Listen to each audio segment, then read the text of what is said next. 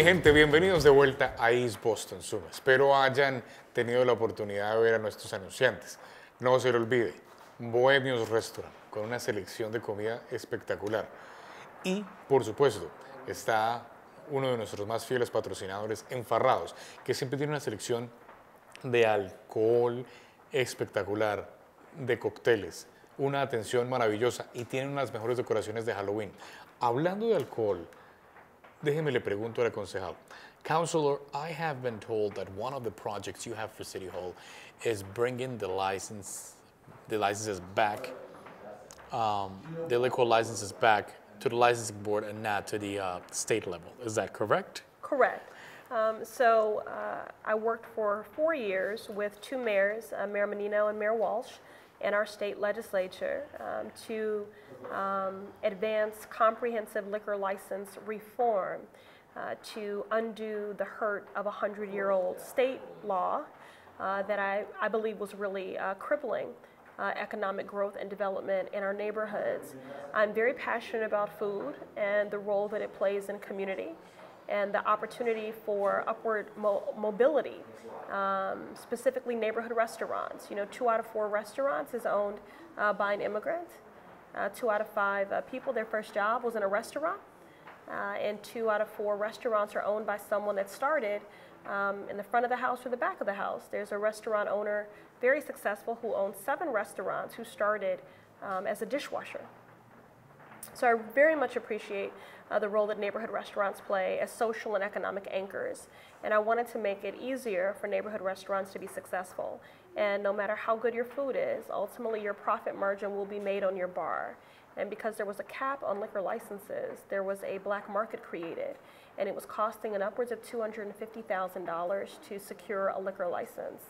And so what we did is, being on the city level, recognizing that we know best how to economically revitalize neighborhoods because we're closest to them. The mayor now has full authority to appoint that licensing board, which he has appointed a new one. And we have added 75 new licenses over the next 3 years. 80% of those are restricted to main streets and neighborhoods that have historically been disenfranchised and marginalized. One of those new licenses went to Maverick Market. I had an event there last Sunday celebrating our passage of this liquor license reform. We started in Hyde Park. I had an incredible time there with a young man. Well, he's still a young man, young at heart, but he's a mature man who's been running a restaurant for a number of years from the Dominican Republic. He had been applying for a license since 2009, would be approved, but couldn't get a license because none were available. And every time he went to apply, he spent $2,500, very costly. He recently was able to procure one of our licenses. His profits have increased by 35%, and he was able to change his business model. So instead of being a lounge sort of restaurant, now he's a family friendly model restaurant. And he said, you know, although you always have to work so hard in the restaurant industry, that he doesn't have to work as hard anymore because he has some peace of mind in knowing that he'll be able to compete with other restaurants now that he has a liquor license. So this is a game changer when it comes to economic development. Did you find a lot of opposition from people saying that that would bring more people becoming drunk because there will be more licenses and there will be more bars opening? No, that wasn't the opposition because I was never championing bars and clubs and lounges. You know, I'm specifically focused on neighborhood restaurants, and that's not about trying to convert our main streets into New Orleans Bourbon Street. It's about acknowledging that they are really critical job engines, economic engines, and social anchors. I believe in the power of food to build community. For people who were opposed, it was basically because the system had benefited a lot of people for a long time, exactly as it was. But it had created a great disparity. So you had some neighborhoods that were vibrant and had many options for sit-down restaurants, and some that had zero. And I don't think that's okay. So I wanted to ensure an equity and opportunity for every neighborhood to build community and to build wealth. Can you tell us what a city councilor at large does? Many people here would know that you're a city councilor at large, and they know they have a city councilor for the neighborhood. But when it comes to be a city councilor at large, Could you tell us a little bit more in detail what your job is like now that you mentioned that you have 60 to 80-hour weeks? It's a very demanding way of life. It's not a job. It's my life's work. But we play an important role as the legislative arm for the city. We are a strong mayor form of government, but that doesn't mean that we are lacking in influence. We have the platform of the Boston City Council to advocate, to lobby, and also you were talking about my project, when in fact it really is law change, and I worked very deliberately in building a broad and diverse coalition of people with which to make that law change happen. So we are the legislative body, so we can write ordinances, home rule petitions, which are what are needed to change state law. We can author and pass resolutions, which are a value statement from the body that we're sending to the state legislature. There really are no limitations to what a Boston City Councilor can do. I think the job is what you make it. And I've decided that it is a position where one can have a great impact, and I'd like to think that I have. And of course, the key thing that we do, other than constituent services, so if people are in need and need support or resources, they can certainly call any of our offices for help and direction. That's the most important job, is constituent services. Usually when people are calling you, you're their last resort. And so you need to be knowledgeable and resourceful and compassionate, and help those that are calling in need. And the other thing is we vote on the budget. So that budget is what dictates everything else. Public education, public safety, housing, development. So we are the fiscal stewards of the city of Boston. And that is a huge undertaking, but again, I'm very honored that for the last 6 years, the voters have entrusted me with that. From a civic education standpoint, I would also offer that for those that are not aware, there are 13 Boston City Councilors. 9 of them are district councilors representing clusters of neighborhoods, and then you have 4 that represent the entire city. So I'm one of the 4 that represents the entire city, which is why I'm called an at-large councilor. And on Tuesday, November 3rd, people can vote for up to 4 candidates. You have been sometimes known as the champion for representing minorities because you represent women, you represent African American women, but also, as I mentioned at the beginning of the show, you have been on the side of Latinos when it comes to injustice with immigration. What can you tell us about what's happening nationwide with this this anti-immigrant wave of saying that the children of immigrants should not have rights? We had a pilot program here called Secure Communities that now it's not anymore because we have the Trust Act. Right. And I know you were a huge advocate of that. The Boston City Council. So Exactly. there right there is an example. So why?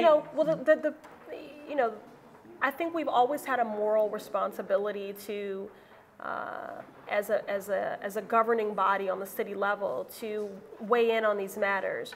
But our responsibilities have become heavier because of the failures on the federal level, because we have not seen comprehensive immigration reform, and we have families that are living in the shadows, on the margins, and are hostage to this. I would liken it really to slavery, in the same way with which black families were decimated and fractured, and still digging out from 100 years of systemic and institutionalized oppression and barriers in that way.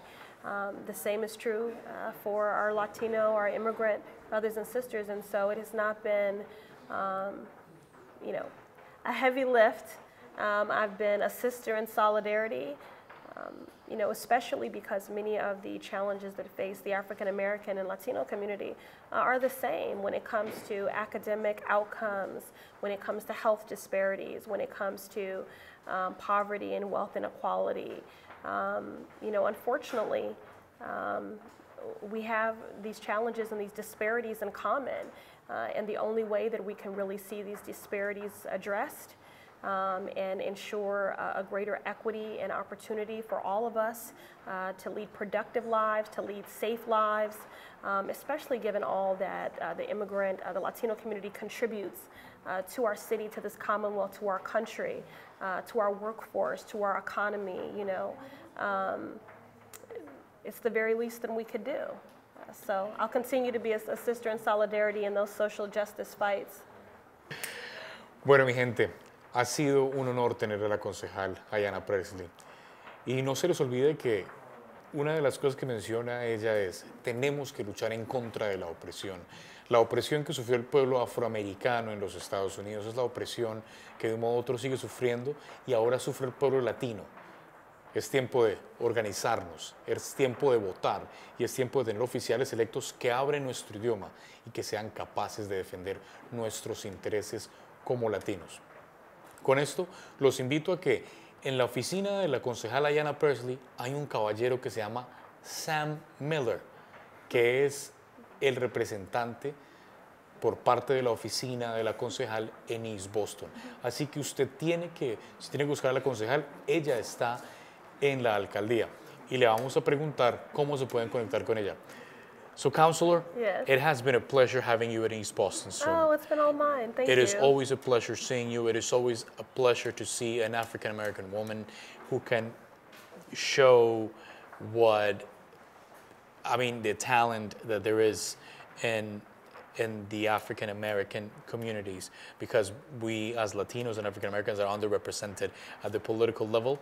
But I would like for you to invite We should talk about that sometime. We should talk about that I sometime. wanna That's talk correct. about that. That will be another show. Okay. If you could invite your constituents who are watching this TV show to see how they can reach out to you.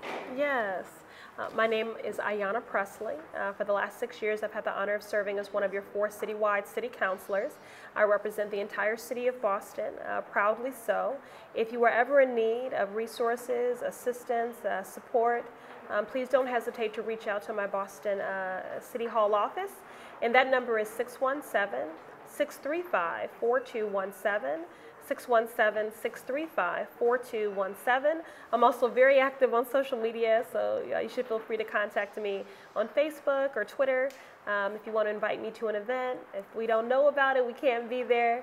I love serving on the municipal level and having the opportunity to meet the people that I proudly represent and serve, and so I hope to see you soon. Okay, very good. It's been a pleasure. Thank you so much.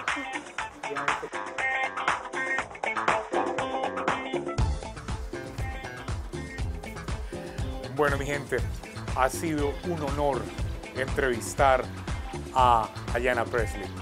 Como ya saben, es importante que usted vote, que sea parte del sistema de votación, que sea parte del cambio democrático. El proceso democrático requiere de su voto y por eso los latinos necesitamos buscar representación. Los espero una vez más el próximo viernes a las 6 de la tarde aquí por Cuencavisión en Comcast. Y recuerden, puede comunicarse a este email que aparece en pantalla o me puede llamar al 857-453-0533. Una vez más, este fue Antoine Castro del Río. Muchas gracias.